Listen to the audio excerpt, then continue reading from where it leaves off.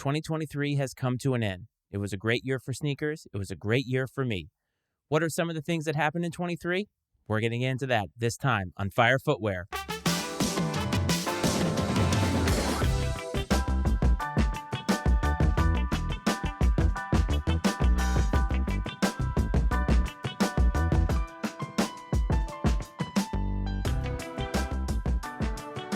Welcome back to Fire Footwear, everybody. As always, I am your host, Matt Frates. I hope that this finds you well, and I want to thank you for coming back to this channel, coming back to this podcast. It means a lot to me, and I want to wish you a happy new year. The year 2024 is upon us, and while we are always looking forward to the next release, to the next big event in our lives, I always think that it's very, very good for us to look backward and see what kind of a year that we had, or just in general to look at the history of things, to kind of be retrospective and introspective all at the same time. The year 2023 was a great year for me personally, and I think it was a great year for sneakers. So what happened in 2023? Well, I would say that a lot of things happened in 2023, but if there is one major theme that I took away from 2023, it was the concept of availability for sneakers. Why do I say that? Well, if you go on Nike.com right now, or you go to the sneakers app right now, you're going to find a lot of shoes that are available. Maybe not the most hype releases, maybe not the releases that you personally wanted, but we are not wanting for sneakers in the year 2024. And that was certainly the case in 2023, as just like the previous years past, we saw a ton of releases take place. Just about every single weekend, there was a sneaker releasing in some form or fashion, whether it was a Nike, an Adidas, an Asics, whatever. There were a lot of choices that could be had, and quite frankly, I think that sneaker companies did a great job of giving us a lot of choices to make. We could have gone broke very, very easily. There were a lot of shoes to be had. Obviously, some of the big hitters came out with releases like Travis Scott. You're always going to see the sneaker companies go for those because those are what sell. You also saw a lot of shoes that didn't sell very well, or that these companies thought would sell well, and definitely had a downturn in their sales, and we're going to get into that as well. What were some of the big storylines in sneakers from 2023? Well, if you go all the way back to the beginning of 2023, I think the biggest story of that time period was the fracturing of the relationship between Kanye West and Adidas. Much of that took place in 2022, but this was the real severing of the relationship in terms of the business partnership. Adidas had a ton of stock to get through. They were almost going to write it off. They actually decided to sell a portion of the stock that they had remaining from old Yeezy releases, and a portion of the sales went to charities that furthered the cause for things that Kanye West had spoken out about.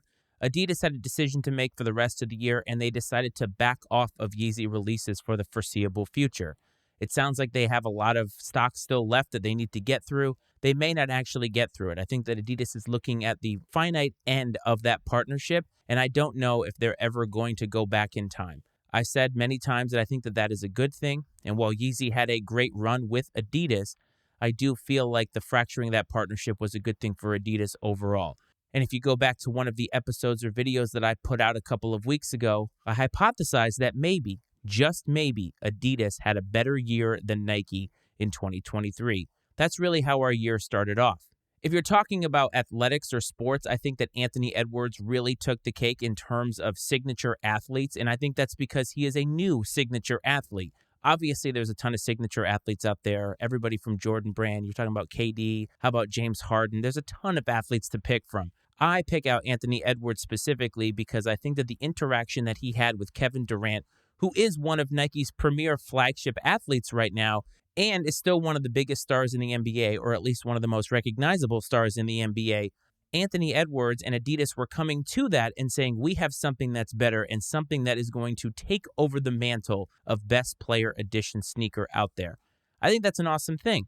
I think that Anthony Edwards is a flashy player. He obviously has a lot of moxie. I think if there is anybody who is going to take over the mantle the way that Nike thought John Morant was going to, it could be Anthony Edwards as long as he stays out of trouble. I know that there were some accusations put up against him, but in terms of just the signature sneaker, I think they hit a home run with that, and I really, really enjoyed the execution of it. What will the second iteration be like? What will the third? That remains to be seen, but I think for now, Adidas may have a hit on their hands as it relates to basketball-related shoes. Joe Freshgoods obviously had another great year with New Balance collaborations, but I think there may be an emerging star on that front, and I'm talking about J-Tips. J-Tips had a great year with a couple of great collaborations with sneaker companies that really weren't on anybody's radar. And more specifically, I highlighted this collaboration a couple of weeks ago. I'm talking about the Saucony Grids.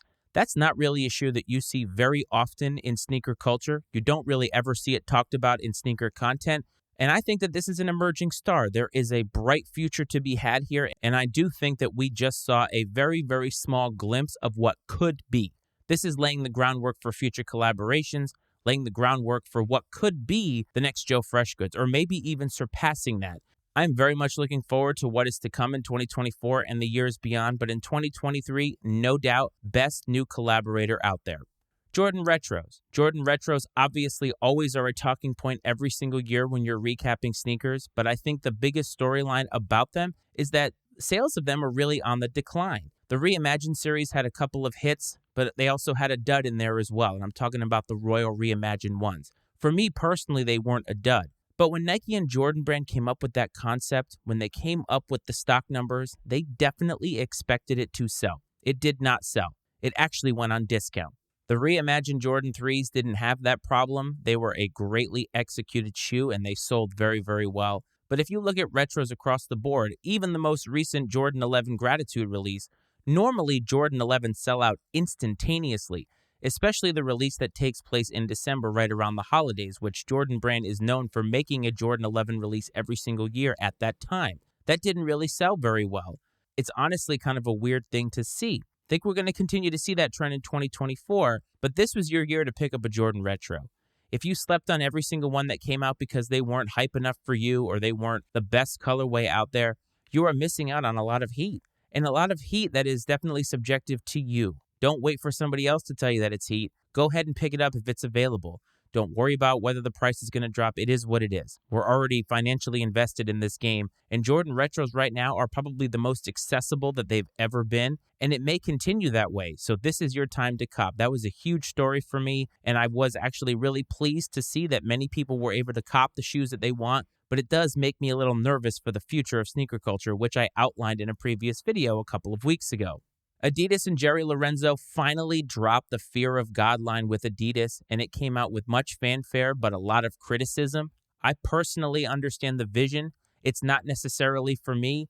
I'm not going to pay those kind of prices, and a lot of people were complaining that the prices were very, very similar to just the Essentials pack. Very expensive, but with Adidas branding on it. I think a lot of people don't see Adidas as a luxury brand, and I think Jerry Lorenzo brings a luxury mindset to that. The prices were high. The collaborations didn't look all that different from anything that he had done before, so I think a lot of people were very skeptical. I'll be interested to see what happens in 24 with that, but for now, Jerry Lorenzo finally released after a long-awaited time period, and honestly, mixed reception. I don't know how he feels about that, but the sneaker community definitely had thoughts about it. That was a big milestone this year. Travis Scott continued to do his thing with Jordan 1 lows, more Jordan 1 lows, even a golf shoe out there. I am on record as saying that I think that the Jordan 1 low for Travis Scott has been oversaturated for a while now. None of the colorways really spoke to me because, honestly, I think that they've overdone it to this point.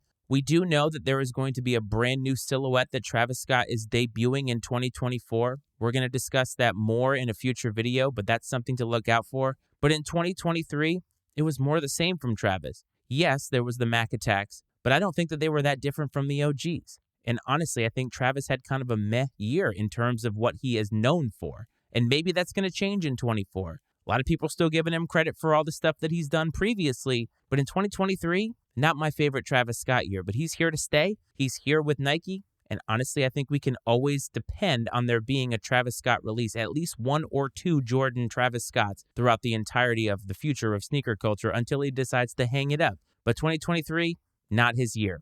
The Widner Group made a lot of headlines for a lot of the wrong reasons with this money laundering scandal. I know that there's not a lot of details out about it, but what we do know is that they were taking a lot of shoes that were meant for sneaker releases and selling them to the Chinese for some type of money laundering scheme. I don't know all the details. I don't pretend to know all the details. I know that a lot of people tried to say that this screwed them out of shoes, and I'm talking about a lot of the Ama Maniere releases. I don't think it had anything to do with that, but it definitely was something to look out for. When the FBI is on you, that's never a good thing. However, Ama Maniere had another great year, and I think they're going to continue to have great years because Nike and Jordan Brand seem to be giving them carte blanche to do whatever they want. The Jordan 5 was the talk of the town.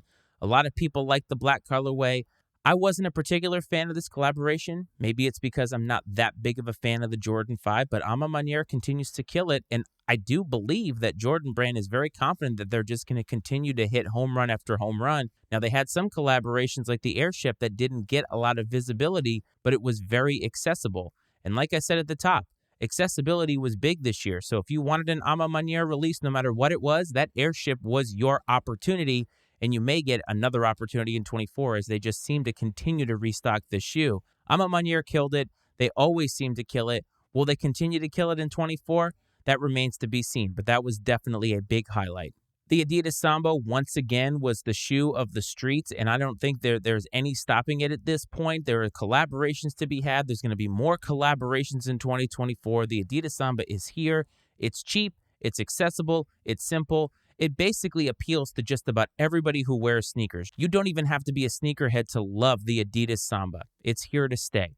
And I think that in 23, it was definitely the silhouette of the year. Maybe some of the collaborations weren't in line for sneaker of the year, although you could make the argument that the Wales Bonner collab, which was chef's kiss, by the way, the Adidas Samba was great. And it's kind of funny because when you go back to my childhood, I always liken that to an indoor soccer shoe. And to see it part of another portion of my life, and we're talking about sneakers and streetwear now, it's just funny to me because I remember so many kids that I grew up with in elementary school and grade school wearing those shoes because they played soccer. It was a functional shoe. And now to see it as something that's kind of almost like an icon in fashion is kind of amazing to me, but it's also fun. And that's what makes sneaker culture so fun. Last but not least, Nike SB.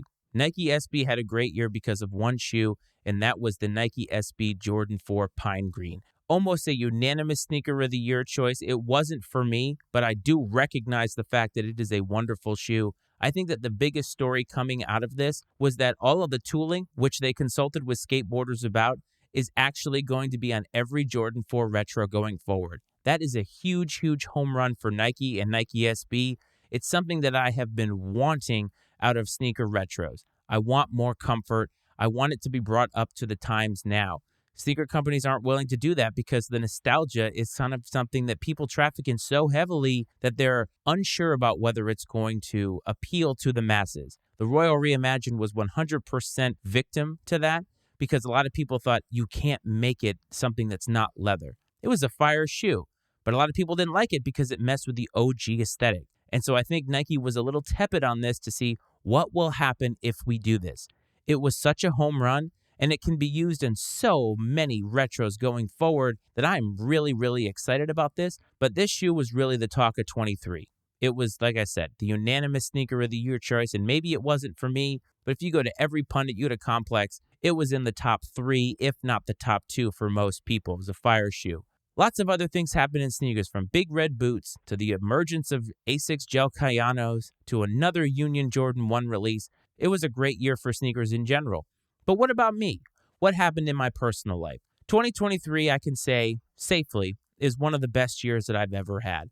I feel more comfortable with who I am, and that is after turning 40 earlier this year. One of the great things about turning 40 was feeling even more comfortable with who I am, more comfortable with the lifestyle that I'm leading. But one of the best things was that the episode that I did in audio for turning 40 is what caused a lot of people to find this podcast earlier this year. That made me very, very happy, and it made me happy to know that there are a lot of other sneakerheads out there who are just like me, who are either 40 or have just turned 40, they have young kids at home, and they just love sneakers, and they all just want somebody to talk to about them, and that's where I came in. So that was really, really a great thing.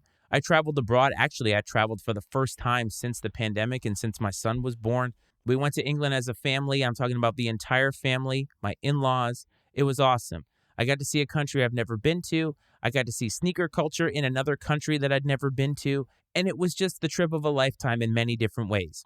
It made me realize that I was ready to reinsert myself into the world, that I was ready to go back traveling. And while there was a little bit of hesitancy at first, it was awesome to be able to get over that hurdle mentally and know that I'm ready to do it. I'm ready to travel more in 2024, but in 2023, that was definitely one of the highlights. I also got to take some trips to see family. Spend some real quality time with the people that I love. That's always a great, great thing. If there's something that I think we don't do enough in life, it's that. And I think to be able to do that, to be fortunate enough to be able to have my son interact with all these different family members who love him, it's a great reminder that I'm very, very fortunate. And so looking back on it, those trips, the rewards of it, they are top notch. They're almost unbeatable. And I think that's one of the best things about this year for me. Another thing that's great is I love music, and I was able to go to some concerts this year. I got to see Metallica with one of my friends. They are my favorite band. I went to see Ed Sheeran with my wife. That is her favorite artist, bar none. Those were two great concerts. It was nice to get back to concerts. I finally was able to start going back to them at the end of 2022. Nice to continue that. I hope to go to more in 23. Another thing that was awesome related to concerts, I got to go to a Virginia Tech football game. I hadn't been in Lane Stadium since 2006 probably. Having graduated in 2006, it had been far too long. Getting to see the campus, getting to see game day, all of it was awesome. It was one of the highlights of this year. I'm really glad that I did it, and I was glad that I was able to take my brother-in-law to see it. And one last thing about this year is I put a lot more stock into this podcast. I tried to think a little bit more about what you, the viewer, you, the listener, wanted, and I worked more on this YouTube page. It's not perfect. I upgraded some equipment up here. I learned more about this craft. And in 2024, I hope to bring you more stuff. And we're going to have an episode that talks about a lot of that future stuff. I think it's important to not only look back, but let's look forward. So the next time you hear from me, the next time you see me, we're going to talk about 2024. But before we get into that, after a great year of recapping everything that happened in sneakers and everything that happened in my life, let's get to the release of the week.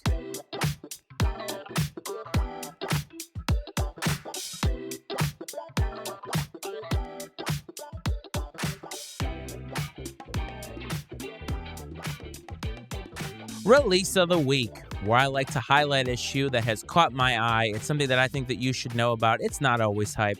Rarely is it hype. It's just something that I want to highlight for you. If you are somebody who is my age, you remember Charles Barkley. Charles Barkley played in the late 80s and early 90s, one of the best basketball players to ever play.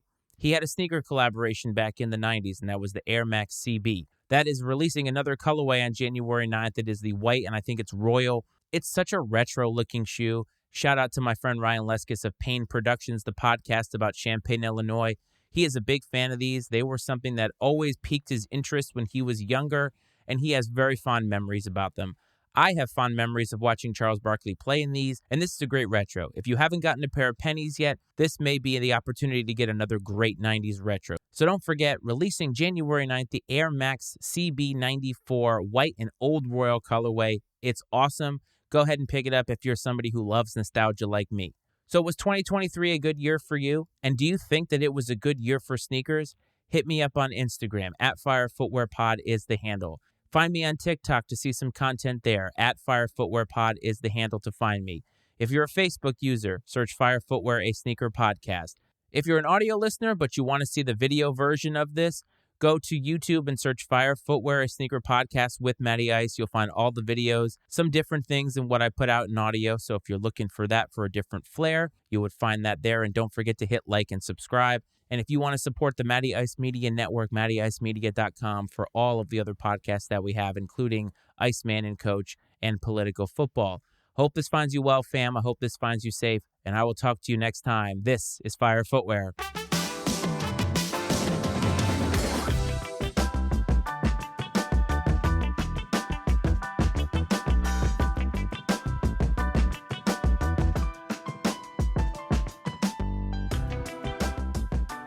The opinions and viewpoints expressed on Fire Footwear are those of Matt Frates and his guests, and not necessarily those of the Matty Ice Media Network.